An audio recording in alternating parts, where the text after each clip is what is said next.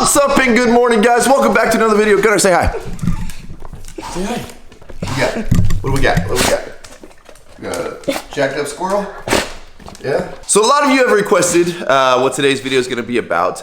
And, you know, as we've seen on this channel, we encounter a lot of GM trucks. We encounter an okay amount of Ford trucks. And one thing we don't encounter too much is Ram or Dodge trucks. And being now that all the HD truck lineups are getting released and everybody's really keyed in to see what's coming out, I think today is a good day to really talk about the new Ram HD truck coming out. Gunnar, go ahead, buddy. Open the door.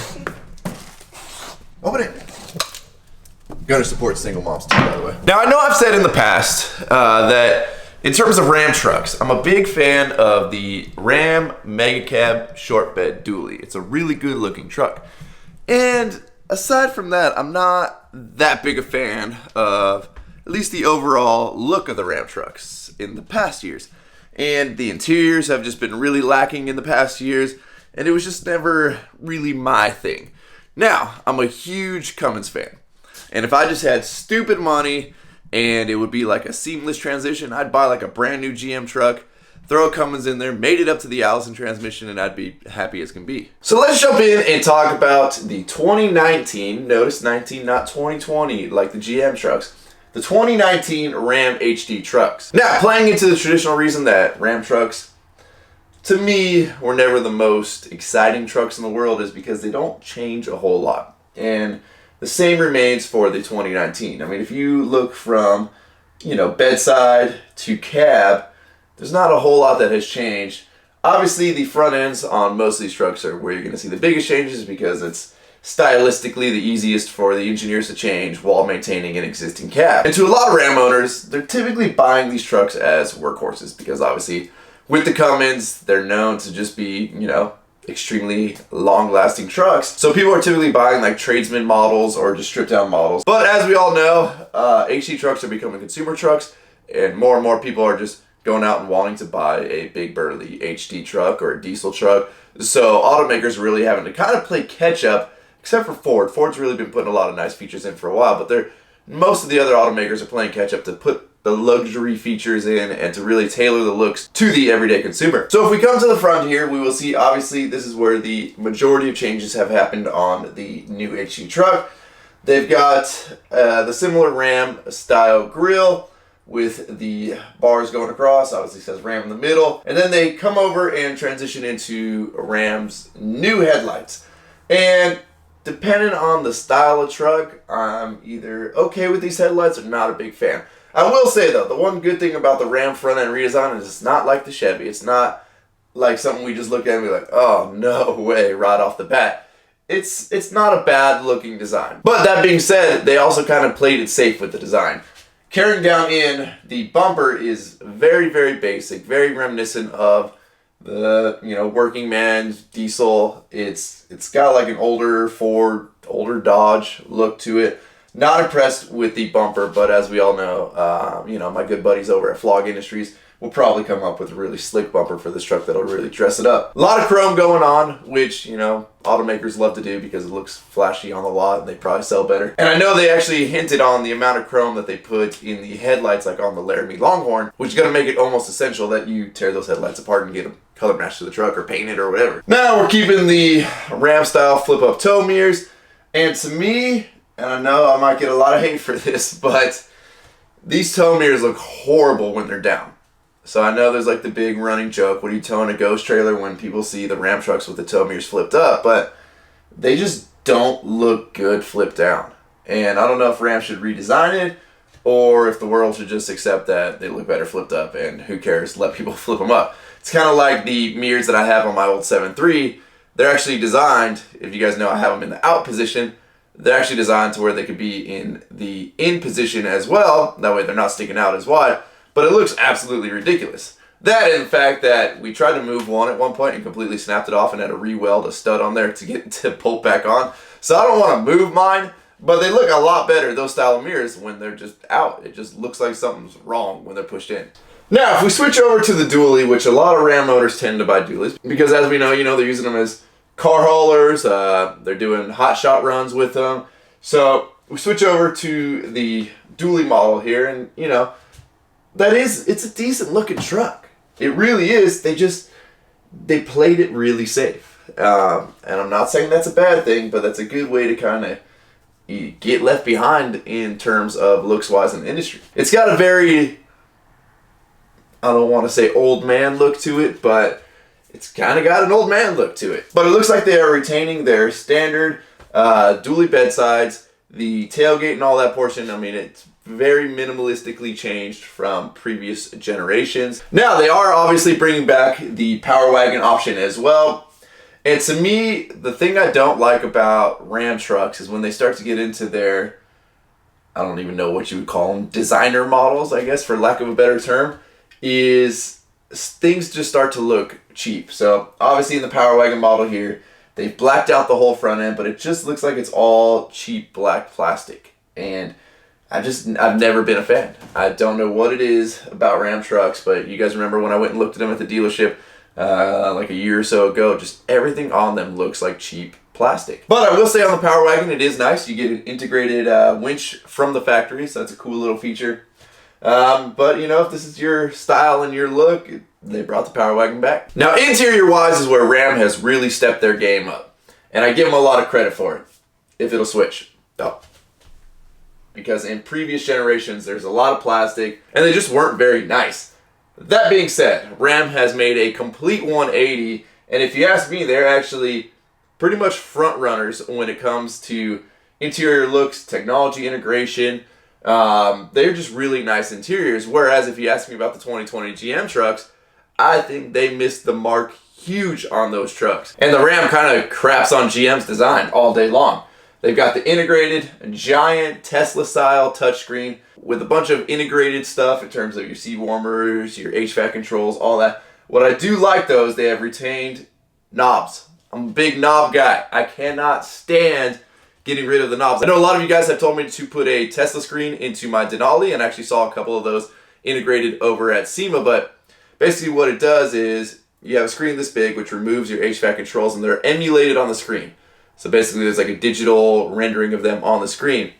I don't like that though, because I don't have that knob that say I want it to go from cold to hot. It's about 1.5 big twists, whereas when it's on the screen, it's tap, tap, tap, tap, tap, tap, tap, tap, tap, tap, tap. Oh, too hot. Tap, tap, tap, tap, tap, tap, tap, tap, tap, tap, tap. Okay, no, maybe tap, tap, tap. Okay, cool. Same with the volume. I don't like to have to sit there and tap volume up. It's the only downside about the Joying head unit that I have in the 7.3 is the volume. I mean, once you tap it once, if you are looking at the screen and you find the slider in the middle, you can actually slide it. But for the most part, on the actual side of the thing, you're just tap, tap, tap, tap, tap, tap, tap, tap, tap, tap, tap, tap, tap, tap, tap for the volume. I can't stand that. It takes too long. It's an annoyance. I don't like it. So to see that they are retaining knobs, that's a big plus in my book.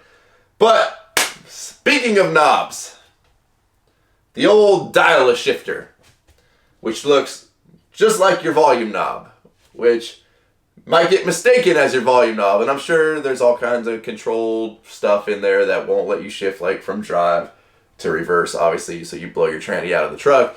But I'm just not a fan of the dial-a knob. I mean, I even hate the center console shifters. I much prefer the column shift. It's old school. It's what I grew up knowing. To me, that's a truck thing. You know, a column shifter is a truck thing. And you should see how many vehicles I go in. When I'm driving my girlfriend's car for the first year, every time I go to park, I'd be reaching for that column shifter, and it's just not there. It's freaking right down by the cup holders in the way. Now, even though I was never a huge Ram truck guy, I will say one thing I've always loved about Ram trucks is the Laramie Longhorn interior. They always had that real nice saddle brown leather with the beautiful stitching, and it had a real Western look to it, but it was done right and it was done classy. I mean, even the back seats, whereas my truck just has a stitched-in pocket, they had a nice flap that came over with a belt buckle. Everything had a real nice, I don't even know what style, Western style stitching throughout. Absolutely loved it. But unfortunately to me, the new Ram Laramie Longhorn interior, it doesn't have the same appeal. There's just something, I don't know, something old looking about it, but not in a good way. You know, they've retained the, I guess, paisley pattern, is that what you call it?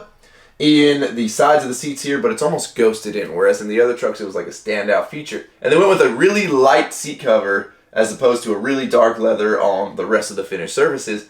And it's just an odd look to me. And then you couple that look with the entire blacked out portion of the new tech features, and it's just really odd looking to me. I don't like it. I don't think they mesh well. I don't think they integrated them together properly. I think it could have been done a little bit differently. Now, the exterior of the Ram with the Laramie Longhorn package, you get a little variation in the headlights. They are still offering the two-tone paint job, which in the right circumstance, I'm okay with the two-tone, but you have to really, kind of like I said earlier, you got to be really building like an old man style truck, which is nothing wrong with. I actually do like that look when done properly. But if you're going to buy this two-tone truck and then try and modify it and lift it, and it's not as nice of a look as if it was just all a one-color body panel. But, you know, different strokes for different folks. Everybody has their own looks and their own likes, and you know, it's cool to see Ram still offering some of the old school classic stuff while integrating the new technology. At least you have the option if that's your style. We'll also be seeing the Sport trim, which eliminates a lot of the chrome, and you get the body matched bumpers, you get the body matched door handles, you get the ugly Sport grill. I've never been a fan of this grill, but it's a good start for a lifted truck build, or if you're trying to build more of a modern looking truck, you don't have to spend the money to go out and have everything color matched. It'll already be color matched from the factory. Just please do me a favor and get rid of that grill. Now, just because they retain a lot of similar looking cab and bed design doesn't mean you're not getting an essentially ground up new truck. And for 2019, Ram put a ton of work into basically building an entire new chassis platform. For the 3500 models, you will retain the rear leaf springs, whereas with the 2500 models, you are going to be switching over to a coilover setup in the rear, whereas you'll still have the option for air ride, I believe, in both. In terms of body, they retained a lot of steel, which, as you guys know, I'm a big steel fan after being in a wreck. I don't want to be in an aluminum body. I understand they place steel in certain areas where they think you're going to get hit and have high crash test ratings, but what a lot of people don't factor in is the automakers know what the crash test is when they go into it. So they can really gear that truck to pass that crash test in flying colors. Doesn't mean in a real world crash that it's going to excel in any type of way. So I enjoy seeing steel body trucks. Obviously the hood is aluminum and a couple other things, and you essentially saving about 150 pounds, which tells you there's not that much aluminum. So you'll have obviously your multiple engine options for the truck. You can get the Hemi, you can get the Cummins. Now with the Cummins, you're going to get two different options. You can get the standard output, which offers 370 horsepower and 850 foot-pounds of torque, or you can get the high output Cummins, which offers 400 horsepower, and they got right there at 1,000 foot-pounds of torque. Now Ram is claiming they have a tow capacity of 35,100 pounds, which that's a ton of weight. And I know all the automakers are like really striving to chase these big numbers, right? But to me, when you're starting to tow stuff, even in like the 14,000, 15,000 pound fifth wheel range, you want a truck that has weight to it, because as we know, like mass is a real thing. If you've got 35,000 pounds pushing an 8,500 pound truck, the truck's not going to be able to control that in every situation. You know, I used to tow my 25-foot toy hauler, which weighed about 9,000 pounds, with my 1500 HD truck. And they weren't that far off in weight, but you would still feel the trailer pushing the truck a little bit. Then I started towing it with a Kodiak, which weighs, I think the Kodiak came in at about 12,000 pounds. Maybe it was 14,000. It was 12 to 14,000 pounds with the dump bed and all that on it.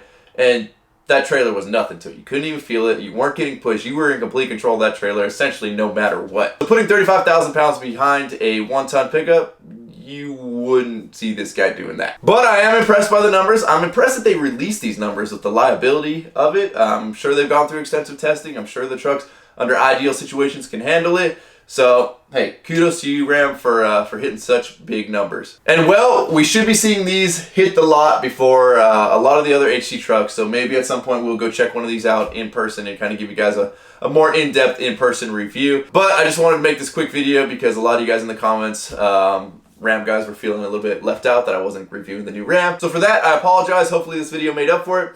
As always, guys, thank you so much for watching my channel. If you have not subscribed to the channel yet, please click the subscribe button now. That way you do not miss out when we go check out one of these bad boys in person. Don't forget to give this video a like, aka a thumbs up. Don't forget to check out workforapparel.com. Let me spin the camera. Spin the camera right there, held up by our sweet unicorn.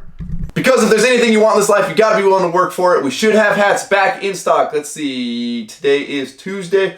Wednesday. They should be here, so stay tuned for that. I'll put the link down in the description. You guys are the best. Thanks for watching. Catch you in the next video. Damn.